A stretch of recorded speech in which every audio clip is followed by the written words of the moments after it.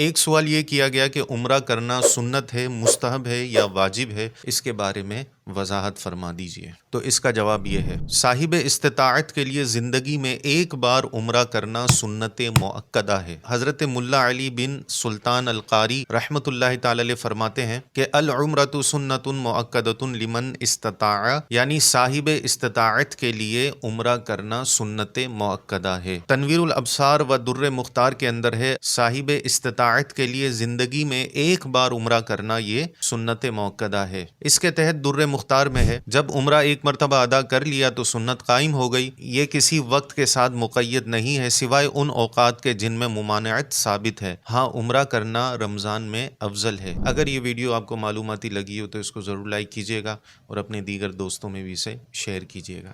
Video کے آخر میں آپ سب سے ایک سوال ہے کہ نماز طواف یعنی طواف کرنے کے بعد جو 2 رکعت پڑھی جاتی ہیں وہ واجب ہے یا نفل ہے؟ کمنٹس کے اندر ضرور جواب دیجیے گا۔